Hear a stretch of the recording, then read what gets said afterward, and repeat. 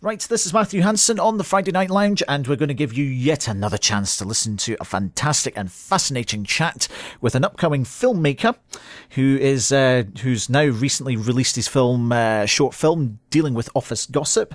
He's also been working with Calum Finlay of The Darkly Show, and he's had other clients such as Richard Jobson, Carnegie College, Fife Council, and the list is frankly endless. Richy McAllister of Richtea Media speaks to me yet again, just for your benefit, just in case you did miss it last week here on the Friday Night Lounge. And I actually spoke to him earlier this week over Skype, and we began talking about what is Richtea Media. And here's our chat just now on the Friday Night Lounge. Richy, welcome to the Friday Night Lounge again. Thank you very much for having me again. And, well, you've had a very busy couple of days, haven't you, with college-wise? Yes, well, that's me just finished up for college, actually. Never felt relief quite like this. It's very, very nice.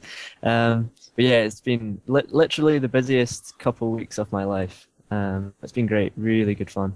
So on Friday you were eating your bone body weight in pasta, and then you went on a night out where you had absolutely no sleep. You're really testing your body to the limits with and celebrating. Well, that's the student lifestyle, isn't it? Yeah, we went out. That was the college night out the other night. So that was everyone in our college class. That was the blowout. So coming back to your work, just for those who don't really know, what is Richtea Media? Well, it started off as a film production project. It was just something to keep me busy, basically. It was just a name under which I could make films. So it started off maybe about 2 years ago. I mean, I've been making short films for nearly 8 or 9 years now. I started doing it when I was about 13. I started off with making stop frame animations. Oh yeah. Made out of Play-Doh. So once I made them, and I kind of developed a small fan base, got a website going, and where I could host them all. And that was when I was 13. So I've been doing it for a long time. But yeah, from there it just kind of got a little bit more serious. I kind of found a few more things that I could film, a few more genres that I could do, and it's just really picked up from there. What was the first moment that really engaged you and really inspired you to start this filmmaking thing, really turn it into a serious thing rather than just a hobby? It was probably while I was at my course at Carnegie College. I've done a digital media course where we kind of dabbled in lots of different kinds of digital media. And then once we got on to doing video, I made a short film called Captain Good and the Invasion of Apocalyptron, which is as exciting as it sounds.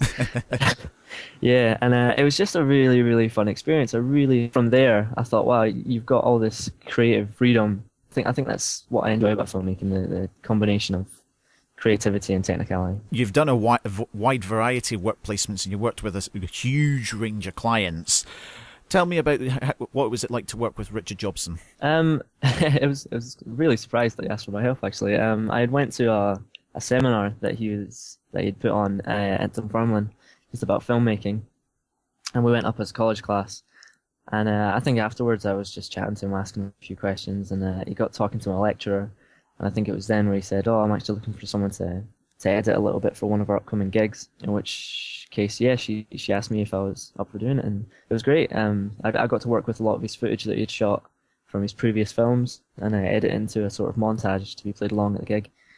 I got given free tickets for the gig as well, which was really nice of him. You've also been working with a lot of other various bits and pieces, and you actually, I remember there was one thing you mentioned on your Richtea Media Facebook page, and it was your work placement with an ad agency doing a viral ad for The Scotsman. Yes, that was with Green Room Films in Edinburgh. I'd done 6 or 7 work experience days with them. My current college course, it was a unit on work experience that I had to do. So one of the days I was shadowing her, who had done my course a few years ago. So I had a lot I could learn from him. So it was a really good day, and I was sitting in the edit suite with him, learning a lot, questions and whatever else. And the production manager came in and said, "Oh, we've got this.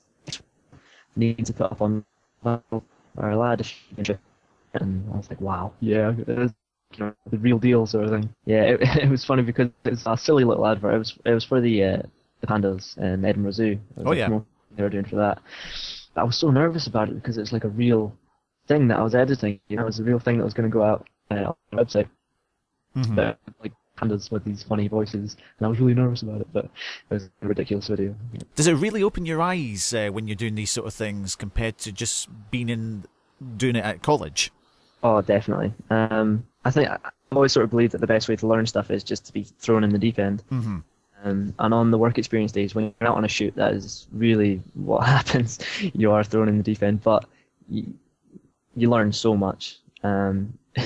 It's when you think about it, oh God, that was horrible. That was so difficult. That was the longest day I've ever had, blah, blah, blah, blah. But you come away with just so much more experience. And obviously you put all that experience into your own stuff now. The most recent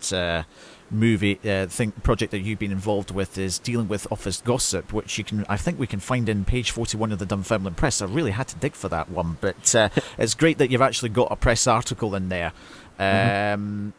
Dealing with office gossip, it's all about perceptions, isn't it? Yes, well, it's about influence and how much our own perceptions are influenced by other people, basically. Well, the idea kind of came about from just the idea of mass media and how much of our own beliefs and things are influenced by other people.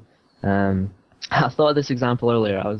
I knew that we were doing this interview, and I was like, right, I'm going to think of a good example. I'd say, like, do you find Megan Fox attractive? Megan Fox attractive? Oh, I would, yeah, of course. See, I reckon probably about 90%, no, 95% of the male population probably find Megan Fox attractive, whereas I don't find Megan Fox attractive. Really? Yeah, I genuinely don't. Well, what is it you don't find? What makes you find her unattractive? I don't know. She's just too much like plastic surgery, and she just looks a bit like normal Hollywood, kind of standard Hollywood face now. Mm-hmm. But because that 95% of people that I tell that to are like, oh God, what are you talking about? I feel like I should find her attractive. So it was based around that idea that are your beliefs your beliefs, or are they just that because everyone else thinks that? Well, that is probably a pretty good example, and I probably personified that case pretty well with that. But you've got a very distinctive style of filmmaking there. It's a very edgy, sort of jaunty kind of photography side of things. So, stylistically, what were your inspirations and influences when it came to the filmmaking side of it? Well, Well, not always, actually. I've just recently become a big fan of Wes Anderson's films. They're all shot very simply. There's nothing over the top. There's no crazy camera techniques going on. They're all very basic, but they've got a certain charm to them that I quite enjoyed. Uh-huh. So I was going for something like that. I didn't want to show off with any crazy visual effects or camera techniques or anything. I just wanted to tell a story, basically, and it was sort of just the simplest way I could shoot it to tell the story effectively. That's kind of what I was going for. Now, you obviously first worked with Calum with all this kind of stuff in the Darkly show. Did you seriously think that you would maybe work on a project such as this, or was the part written for him in mind? It sort of was, actually. I mean, I started writing the script, and instantly I had imagined him playing the lead role. And I think possibly the rest of the writing was kind of influenced by that. Certainly his character was based on him playing it. But no, when we were filming the first sketch from the Darkly show, it was actually the first time that me and him had spoken in quite a long time. And it was just a bizarre situation to me, and that was the Will You Be Alright Dad sketch. Oh, yes. Uh-huh. Involved him being naked in a cupboard. So to be kind of thrown into this really extreme social situation with someone that you've not spoken to in a while, it was a nice... it sort of set the tone for our relationship, I think. That's a good start. Yeah. I must admit, that's the sort of thing that only Calum would be able to do. And if you look at a lot of these Darkly show sketches, the first thing that comes to mind for me anyway is that only Calum can do that. Yeah, only he can pull off. He has written it as well, so you think if he's got himself into a ridiculous situation, then it's his own fault. And you had a wide range of collaborators, didn't you, on this? Apart from Calum, you had Philip Rainford. You had loads of people involved helping you making this movie. Yes, I headhunt. Well, Calum helped me headhunt a large majority of his drama class. But it was good because it was people that I'd worked with a lot of them before on the Darkly show. Mm-hmm. We had Ross Burns, who played his best friend, and Lucy McLachlan, who played his girlfriend. But yeah, no, it was great fun because I'd worked with them all before. We were all kind of pally, and it was a great atmosphere on set. It was really, really fun. And this film has not only got is now on YouTube, which we can all see, but it was also shown at the Edinburgh Playhouse, wasn't it? And how did that go? It was great. It was really quite gratifying seeing it up on the big screen, seeing all your work paying off. It was part of the college class. At the end of our course, all of our stuff gets screened. Well, the best stuff gets screened.